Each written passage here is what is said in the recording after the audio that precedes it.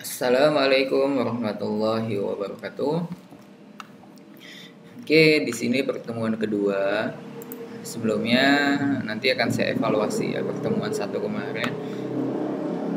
Di sini saya ada materi sedikit dulu. Nah, di sini ada dasar web framework. Ya, ini ada flow content dari web sendiri. Nah, dari pelajaran yang akan disampaikan kali ini ya, dari perkembangan web, CMS, web framework, arsitektur web framework, dan memilih web framework. Nah, ini perkembangan web dimulai pada tahun 1994 oleh Erasmus Randolph, lalu pada tahun 1995, 1996, 1997, 2000. Ya, bisa kalian baca sendiri ya. Sampai dengan ke 2015 PHP 7. Nah, di sini ada klasifikasi teknologi web dimulai dari web 1 to 1.0, 1.0. Dikembangkan untuk mengakses informasi web statis. Lalu web 2.0, web dinamis untuk kolaborasi dan sharing informasi secara online. Lalu ada web 3.0, semantic web. Berbagai perangkat lunak akan mampu mencari, membagi, dan mengintegrasikan informasi. Standarnya XML, XML schema, RDF, OLL, dan SparkQL. Nah, lalu ada CMS, nah, ini singkatan dari Content Management System, berisi template untuk mengolah halaman web secara mudah. Nah, CMS ini termasuk ke dalam web 2.0. Nah, di sini ada berbagai jenis CMS. CMS personal blog, misalnya menggunakan WordPress. Lalu ada CMS e-commerce, PrestaShop, OpenChart, Drupal, dan OS Commerce. Lalu ada CMS e-learning, misalnya menggunakan Moodle. CMS personal web menggunakan Joomla atau Mambo. CMS e-office, Kantanya. Lalu CMS e-forum, PHPBB.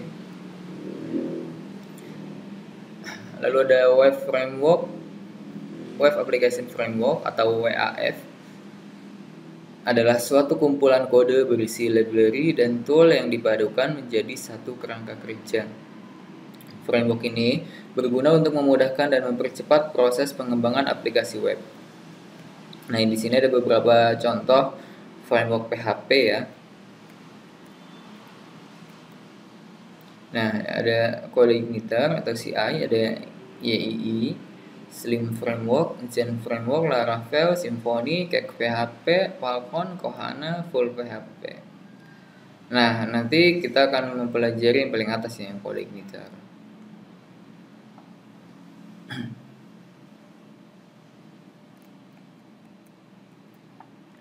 Lalu di sini ada arsitektur web framework. Nah, pada framework dikenal biasanya dengan pola MVC ya. Model View Controller. MVC ini memisahkan kode untuk proses bisnis dengan kode untuk presentasi tampilan. Nah, CI ini bersifat free dan open source.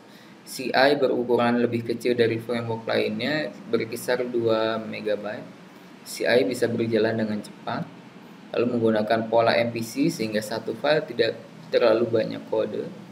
CI dapat diperluas sesuai kebutuhan. CI terdokumentasi dengan baik. Nah, di sini ada CI versi 2, 3, dan 4 ya. Lalu perbedaan versi CI. Nah, ini kalian bisa baca sendiri. Nah, updatean pasti ada penambahan dari fitur-fitur ya. Oke. Kita lanjut ke pertemuan 2-nya.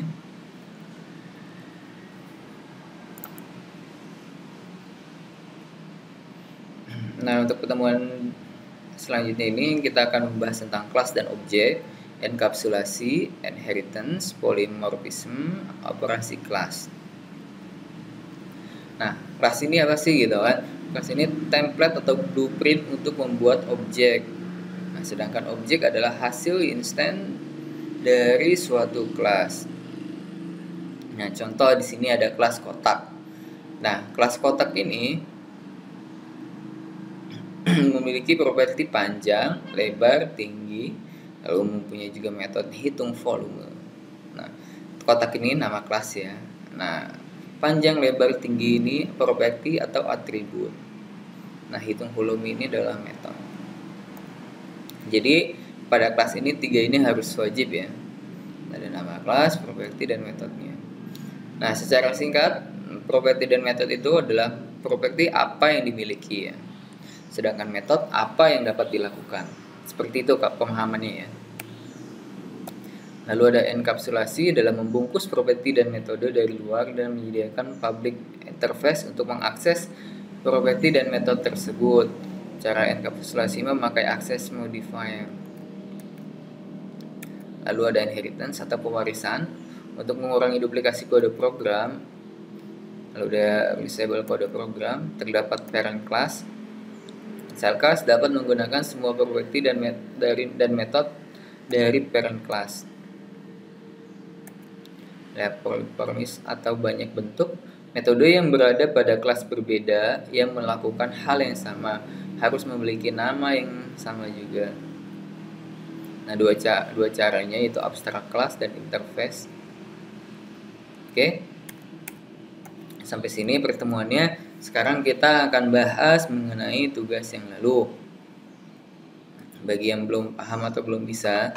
Nah, pertama yang dibutuhkan itu adalah XAMPP ya. Kalian bisa download seperti ini saja mencarinya. Download.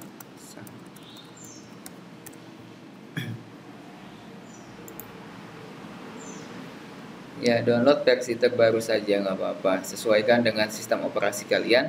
Karena saya menggunakan operating system 64 bit, maka saya download yang ini ya. Yang ini.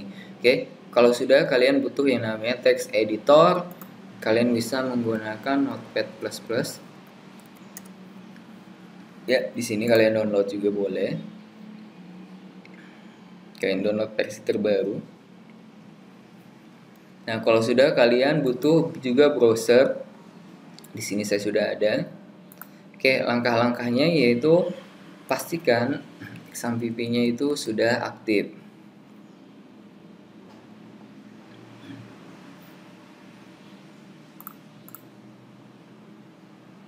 Ya, kalian hidupkan Apache dan MySQL-nya. Ya, boleh di close. Nah, sekarang kita coba aksesnya. Localhost.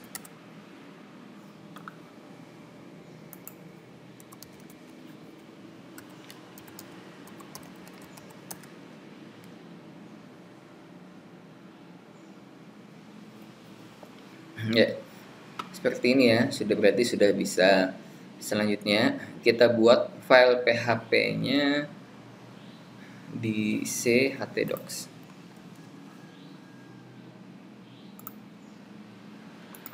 C exam, cari folder htdocs. Nah, di sini misalnya kalian buat folder baru, new folder, nama kalian misalnya Ade. Di sini kita buka dulu Notepad++ nya. Nah, Notepad++ ini kita new, save as ya di sini ya. File, save as.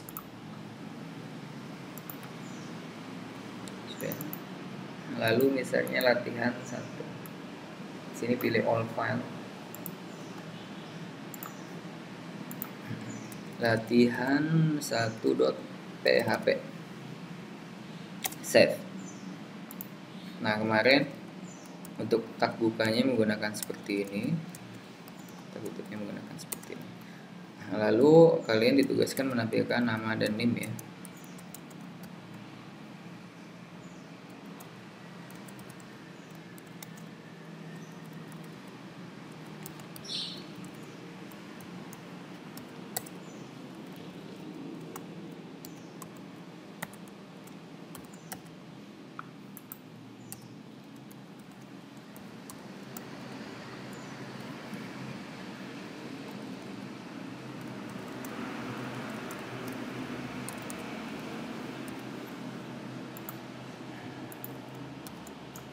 Ya, di sini saya menampilkan nama, NIM dan nama saya. Nah, setelah itu cara mengaksesnya buka browser, akses localhost, nama foldernya AD, nama filenya latihan1.php. Ya, seperti ini ya tugas yang minggu lalu. Oke, bagi kalian yang belum bisa, kalian silahkan coba video ini. Selanjutnya untuk tugas minggu ini kalian install yang namanya kode igniter ya.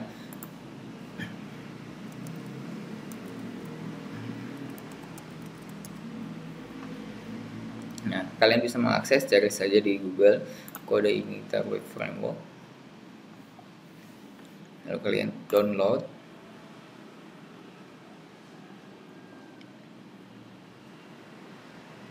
Ya.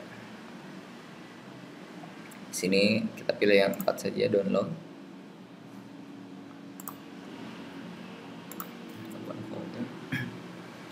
Ini kita pindahkan ke htdocs ini, paste. Lalu kita ekstrak ya.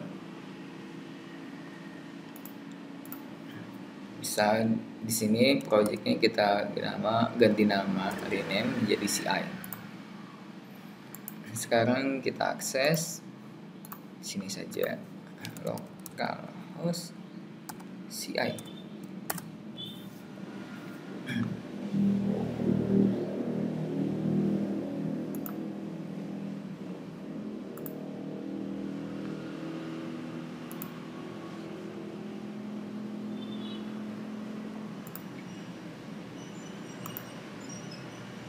Oke, untuk kali ini kita menggunakan NT versi 3 saja.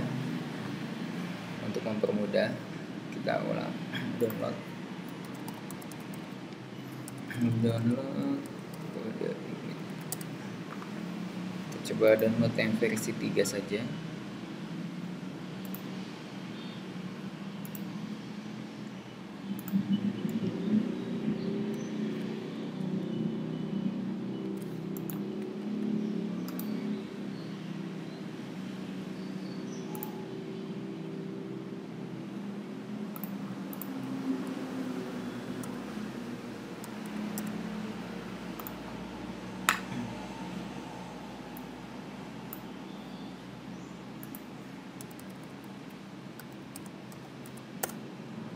Ya, jadi seperti ini proses instalasi dari kode igniter ya. Di sini kita menggunakan versi 3 saja agar tidak ribet. Untuk versi 4 menggunakan komposer ya. Nah, jadi di sini versi 3 kalian download pada kode igniter tadi, lalu kalian pilih yang versi 3, lalu kalian ekstrak ya di htdocs, beri nama CI versi 3. Lalu untuk aksesnya kalian di browser localhost CI versi 3 seperti ini, dan apabila sudah berhasil diinstal akan muncul seperti ini. Oke, sekian dulu pertemuan kali ini. Silahkan kalian dapat mencobanya. Kurang lebihnya mohon maaf. Wassalamualaikum warahmatullahi wabarakatuh.